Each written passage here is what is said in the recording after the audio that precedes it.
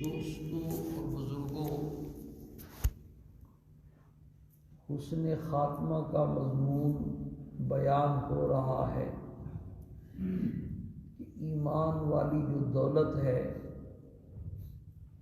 یہ اللہ پاک کا ہمارے اوپر بہت بڑا انعام ہوا۔ ہم 1400 سال کے بعد دنیا میں آئے، نہ حضور صلی اللہ علیہ وسلم کو دیکھا، نہ آپ کے معجزات دیکھے، نہ آپ کا قرآن پاک سنا، نہ صحابہ کو دیکھا، نہ تابعین تبع تابعین کو دیکھا، اور شر القرون جو زمانہ ہے ایسے دور میں ہم پیدا ہوئے۔ اس کو بزرگی وہ حضور کا جو زمانہ تھا وہ تو خیر القرون تھا نا، اور اس زمانے کو کہتے ہیں شر القرون۔ اور 1400 سال کے بعد اللہ پاک نے ہمیں مسلمانوں کے گھر میں پیدا فرما کر مفت میں یہ دولت عطا فرما دی۔ لیکن یہ جو دولت ہے نا، اس کو سنبھالنا بڑا ضروری ہے۔ دنیا کا چین اور سکون بھی اسی کے ساتھ وابستہ ہے، بے شک، اور آخرت کی جو ہمیشہ ہمیشہ کی کامیابیاں ہیں وہ بھی اسی دولت کے ساتھ وابستہ ہے۔ بے شک، لیکن ایک شرط یہ ہے کہ یہ ایمان 1 نمبر ہو، 2 نمبر نہ ہو۔ بے شک، صرف ایمان کا دعویٰ نہ ہو۔ اس وقت بھی کروڑوں لوگ دنیا میں مسلمان ہونے کا دعویٰ کرتے ہیں، لیکن قرآن و حدیث کے ماہر علماء کا اتفاق ہے کہ وہ پکے کافر ہیں اور ان کا دین اسلام سے کوئی تعلق نہیں۔ بے شک، اس کی پرکھ ضروری ہے۔ اور دوسرا یہ ہے کہ ہم اس دولت کی حفاظت کر کے اس کو اپنی موت تک، قبر آخرت تک پہنچانے میں کیا ہو جائیں، کامیاب ہو جائیں۔ یہ حسن خاتمہ کا جو مضمون ہے نا، اس کا یہ خلاصہ ہے۔ پہلے اس کی اسی انداز سے اہمیت بیان ہوتی رہی، پھر 10 نسخے بیان ہوئے، پھر ایسے گناہ بیان ہو رہے ہیں جن کی وجہ سے ایمان خطرے میں پڑ جاتا ہے۔ ان گناہوں میں 16واں گناہ اب بیان ہو رہا ہے، اور شاید یہ آخری ہو۔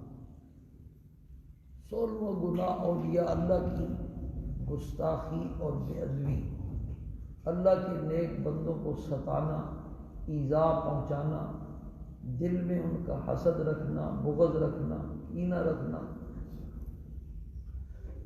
یہ سارا ایسا گناہ ہے کہ اس گناہ کی وجہ سے ایمان والی دولت سلب ہو جاتی ہے۔ اللہ پاک نے اس گناہ پر اعلان جنگ دیا ہے۔ بے شک، یہ مضمون بیان ہو رہا ہے۔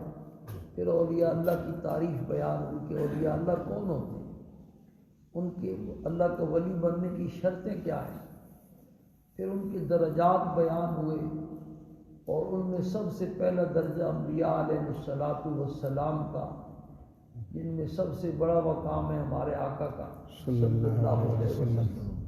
کسی معمولی درجے کے نبی کی بھی گستاخی اور بے ادبی، اس سے بندہ کافر ہو جاتا ہے اور اس کا ایمان سلب ہو جاتا ہے۔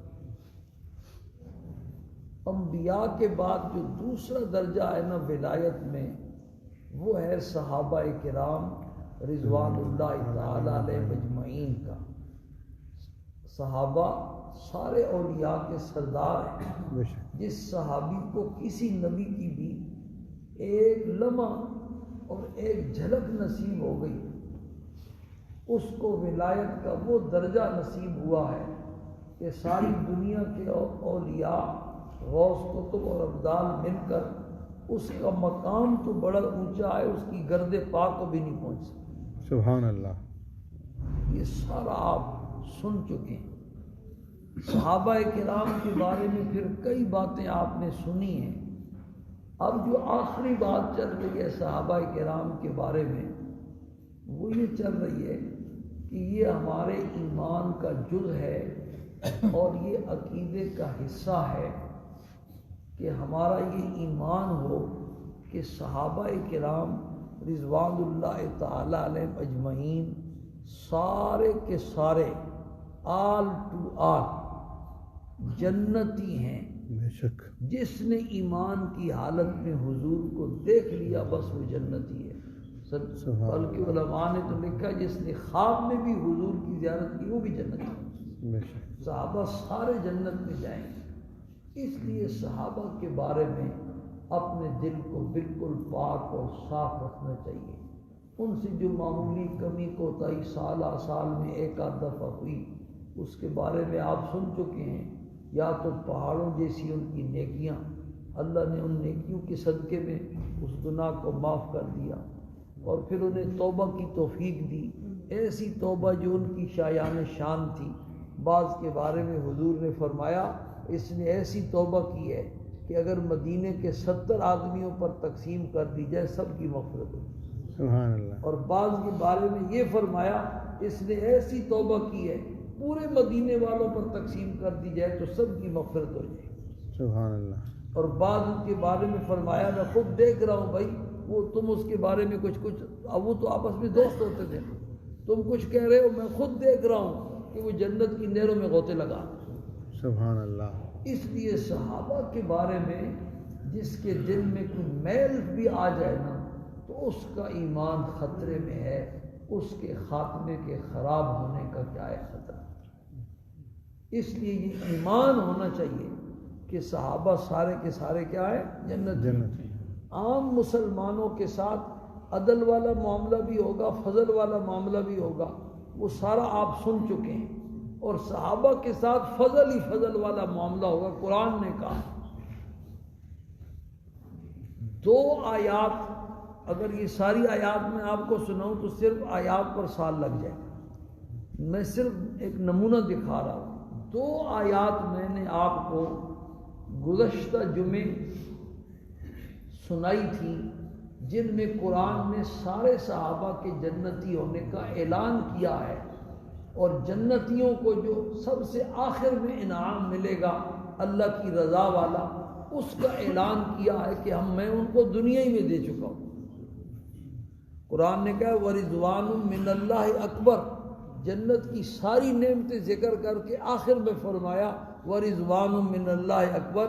تم یہ جنت کی نعمتوں کو سوچ رہے ہو بھئی اللہ کا راضی ہونا اور اللہ کا خوش ہو جانا یہ جنت کی نعمتوں سے بہت بڑا ہے. بے شک. اور وہ اللہ نے دنیا میں صحابہ کو دے دیا.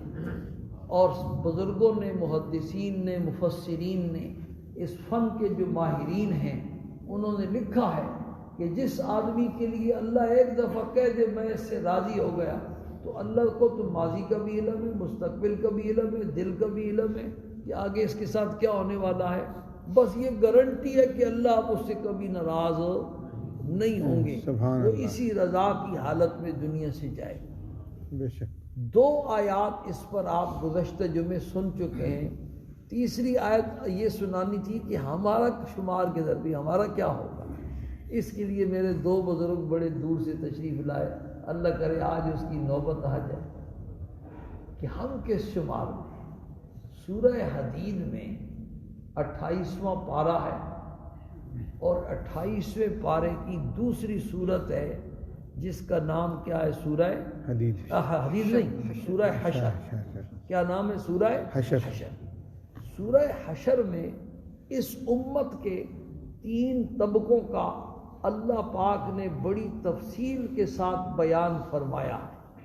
ان میں سب سے پہلا جو طبقہ ہے وہ مہاجرین کا.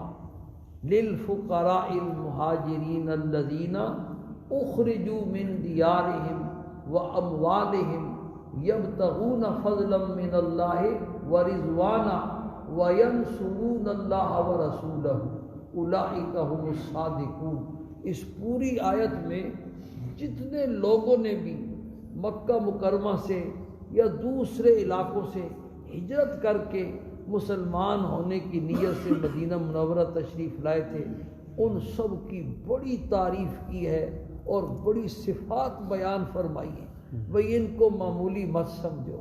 الذین اخرجوا من دیارہم واموالہم ان بیچاروں کو صرف اللہ کی خاطر، اللہ کے دین کی خاطر، اسلام کی خاطر اپنے گھر بار جائیداد سب کچھ چھوڑنا پڑا ہے، اور یہ لٹے ہوئے، یہ پسے ہوئے مدینہ منورہ میں بیچارے پہنچے ہیں کہ کچھ بھی نہیں۔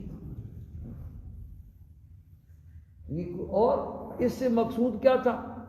اخرجوا من دیارہم واموالہم یبتغون فضلا من اللہ ورضوانا۔ اتنی بڑی جو انہوں نے قربانی دی تھی، ان کا کوئی مقصود دنیاوی شہرت نہیں تھی، دنیاوی مال نہیں تھا، دنیاوی مقام نہیں تھا، بلکہ بہت اللہ کو خوش کرنا، اللہ کو راضی کرنا، اللہ کا فضل جو ہے نا کیا کرنا، تلاش کرنا۔ اس کے لیے انہوں نے اپنے گھر بار کو چھوڑا، اور گھر بھی کون سا، مکے جیسا شہر۔ حضور جب نکل رہے تھے تو پہاڑی کے اوپر کھڑے ہو کر کے ارشاد فرمایا، اے مکہ، مجھے تو دنیا کے سارے شہروں سے زیادہ محبوب ہے، لیکن مجھے میری قوم یہاں رہنے نہیں۔ مکے جیسے شہر کو قربان کر دیا، بیت اللہ کے پڑوس کو قربان کر دیا، کس کے لیے؟ صرف دین اسلام کی خاطر۔ اس کے بعد فرمایا وَيَنْصُرُونَ اللَّهَ وَرَسُولَهُ، تیسری صفت بیان فرمائی، اور اپنی جان، اپنا مال سب کچھ لگا کر کے اللہ اور اس کے رسول کی، یعنی اللہ اور اس کے رسول کے دین کی مدد کی، سب کچھ لٹا دیا۔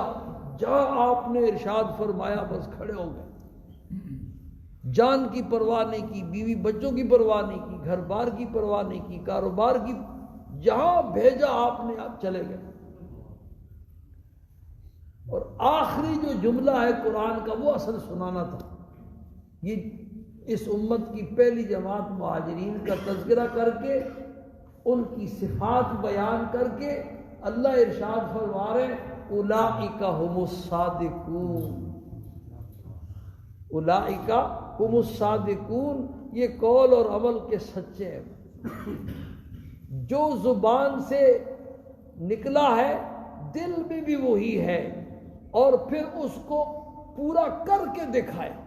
ہم تو کہتے ہیں لا الہ الا اللہ محمد الرسول اللہ، اے اللہ تیرے سوا کوئی معبود نہیں، اور محمد صلی اللہ علیہ وسلم اللہ کے سچے پیغمبر ہیں، لیکن صرف زبان سے کہتے ہیں، یہ کلمہ ہمارے دل میں نہیں اترا، صرف زبانی دعویٰ ہے۔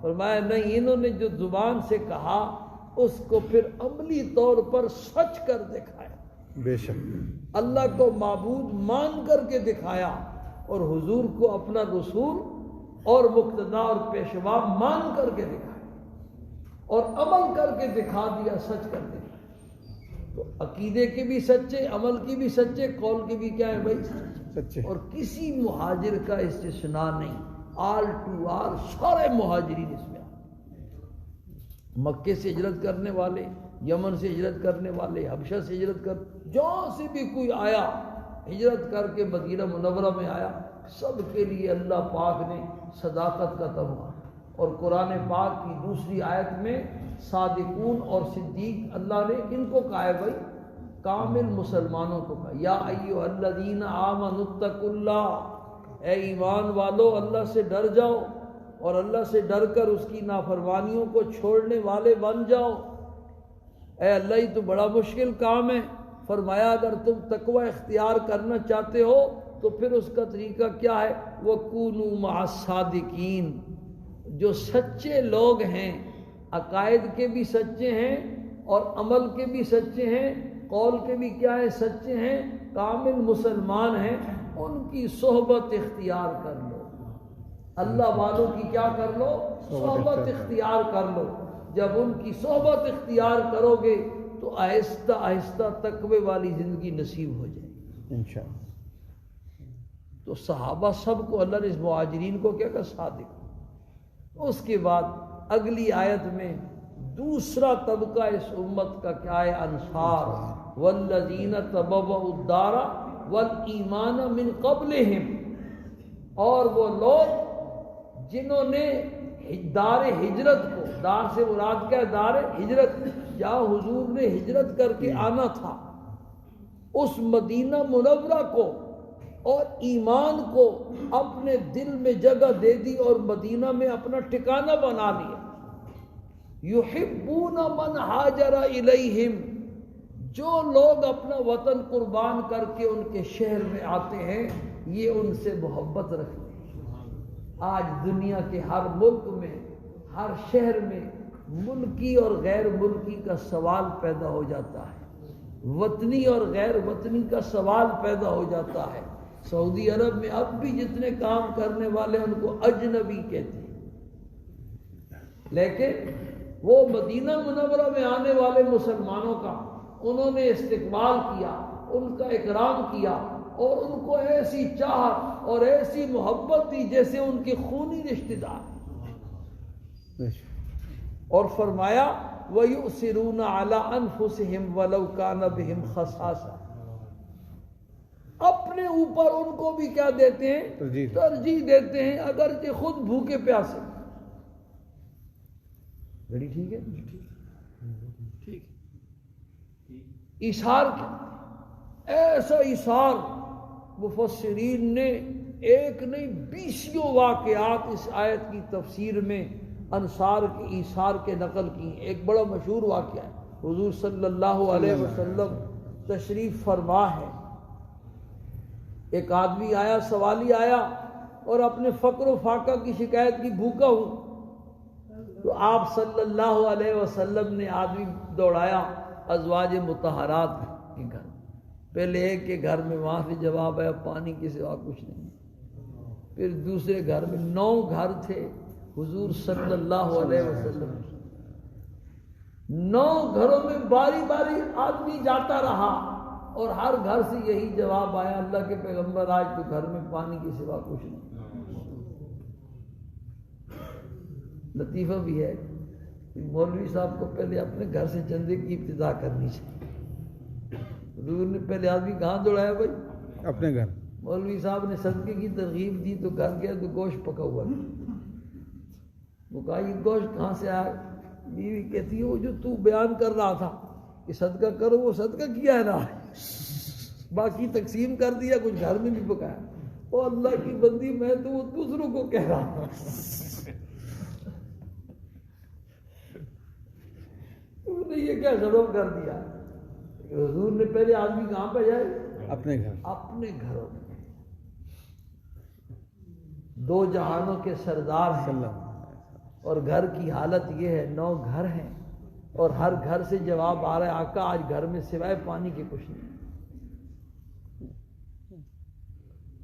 پھر آپ نے حاضرین مجلس سے ارشاد فرمایا بھی کون ہے آج اس کو اپنا مہمان بنانے والا اللہ کے لیے؟ ایک انصاری اٹھے، انہوں نے کہا میں بناؤں. ان کو اپنے ساتھ گھر لے گئے. بیوی سے پوچھا کچھ ہے؟ انہوں نے کہا سوائے آج میں نے اور تو نے تو ویسے بھی بھوکی رات گزارنی ہے، بچوں کے لیے کچھ تھوڑا سا پڑا ہوا. تو انہوں نے فرمایا کہ ایسا کر بچوں کو تو سلا دینا اور اوپر دے کے احکام اس وقت تھے کھانا کھانے ہم جب بیٹھیں گے ساتھ رکھ لینا اور چراغ کو کسی بہانے گل کر دینا اور ہم ویسے ہاتھ چلاتے رہیں گے، اللہ اور اللہ کے رسول کا مہمان خوب سیر ہو کر کے کھائے. سبحان اللہ. اور مفسرین نے لکھا یہ ایسا ایک نہیں کئی ایسے واقعات مسلسل پیش آئے. دونوں نے اور بچوں نے بھوکی رات گزاری. اللہ کے رسول اور اللہ کے مہمان نے پیٹ بھر کے کھانا کھایا. صبح آئے تو آپ صلی اللہ علیہ وسلم نے ارشاد فرمایا رات کا جو تمہارا عمل تھا وہ اللہ کو بڑا پسند آیا. اس پر یہ آیت اتری ہے وَيُؤْثِرُونَ عَلَىٰ أَنفُسِهِمْ وَلَوْ كَانَ بِهِمْ خَصَاصَةٌ. یرموک کی لڑائی میں ایک صحابی اپنے چچا زاد بھائی کی تلاش کے لیے نکلے. ان کو زخمی حالت میں پایا، پانی تھا، آگے قریب کیا تو پاس والے کسی زخمی کی آواز آئی. انہوں نے اشارہ بولنے کی بھی ہمت نہیں تھی، اشارہ کیا نہیں پہلے اس کو پہلا. یکے بعد دیگرے 7 آدمیوں تک وہ پانی پہنچا ہے. جب 7ویں تک پہنچا ہے تو وہ شہید ہو گیا. واپس یہ آئے تو ان کا چچا زاد بھائی بھی شہید ہو چکا.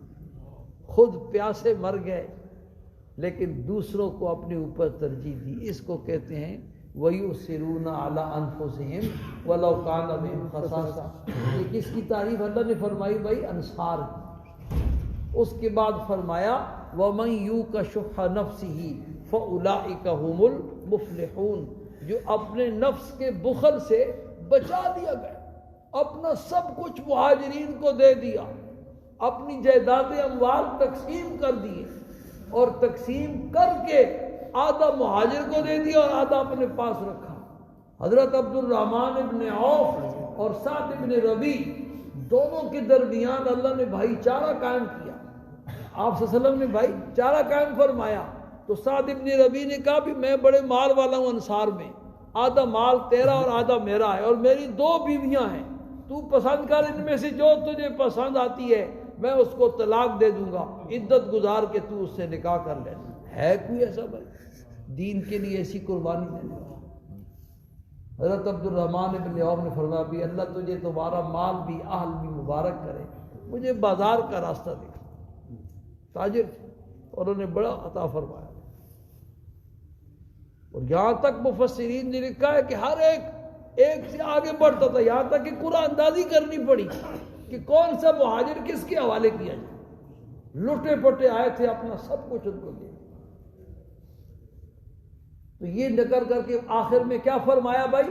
فَأُولَٰئِكَ هُمُ الْمُفْلِحُونَ، اور قرآن نے کیا قد افلح المؤمنون، مہاجرین کو فرمایا صادقون اور انصار کو کیا فرمایا؟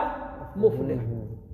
اور فلاح، یہ فلاح کہتے ہیں کہ بندے کی ہر مراد پوری ہو جائے، ہر خواہش پوری ہو جائے، ہر تمنا پوری ہو جائے، کسی بھی معاملے میں کوئی تشنگی نہ رہے، اس کو عربی زبان میں کیا کہتے ہیں؟ فلاح کہتے ہیں۔ اور یہ دنیا میں ممکن نہیں ہے، یہ جنت میں ہو انشاءاللہ۔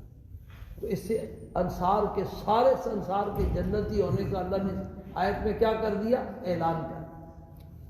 یہ 2 طبقے ہو گئے بھائی، صحابہ کی 2 ہی قسمیں، یا مہاجر تھے یا کیا تھے؟